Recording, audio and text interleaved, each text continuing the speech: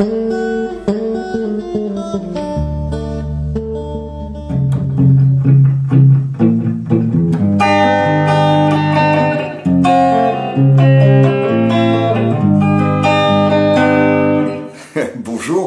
eh bien, on va évoquer le dictionnaire. Alors, je vais aussi utiliser un des 6 couplets d'une chanson que j'avais écrite avec mes dictionnaires. Bon, et après, on va quand même évoquer d'où vient ce mot.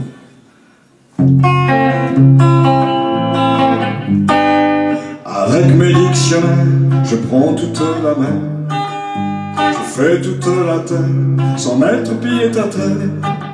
Allons, garçon du nerf, si t'arrêtes, tonnerre, ce sera 3 pieds sous terre, en fer et dictionnaire.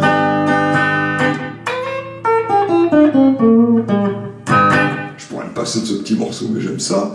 Et donc, peut-être rappeler que ça vient du verbe dicere, qui en latin, c'est montrer, d'ailleurs l'index, il y a encore le D qui correspond, qu'on a eu le latin dictionarium, et qui désignait au départ des dictionnaires bilingues, c'est-à-dire latin, français, ou latin et une autre langue.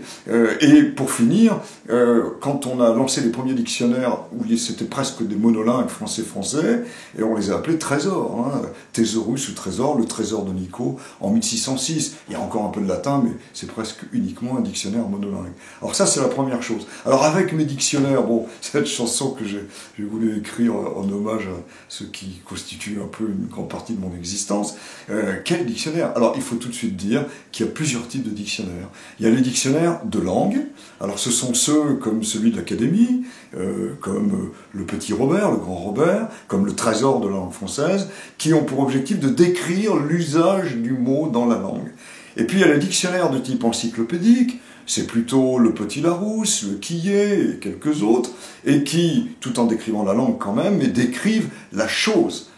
Y correspondant. Alors on donne toujours l'exemple, champignon, dictionnaire de langue, ça sera plante charnue qui pousse dans les endroits frais et humides, et puis cueillir des champignons, et puis de l'autre côté, le dictionnaire encyclopédique, ça sera végétal sans chlorophylle qui fait partie des talophytes, puis il y a une planche sur les champignons. Les deux sont évidemment extrêmement utiles. À côté de ça, il y a les encyclopédies, là c'est des thèmes qui sont traités, tous les mots n'y sont pas forcément, mais il y a un index qui permet de s'y retrouver. Puis il y a les dictionnaires de spécialité, dictionnaire de la guitare, dictionnaire des mathématiques, et les dictionnaires spécialisés de la langue, dictionnaire de synonymes, dictionnaire d'orthographe, dictionnaire d'homonyme, mais même dictionnaire de versification, de rimes. Voilà, alors on peut aller plus loin, simplement rappeler que, et là c'est une citation que j'aime plus particulièrement, quand on évoque Richelet, le premier monolingue, 1680, voilà ce qu'il nous dit: un homme seul ne saurait tout voir, un dictionnaire est l'ouvrage de tout le monde,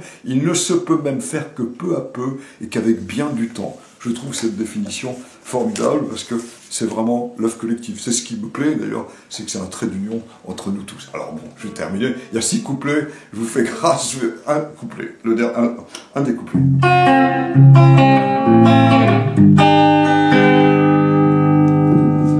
À l'heure du rocking chair, à l'aune du grand-père, au coin du feu mes frères, buvons au dictionnaire.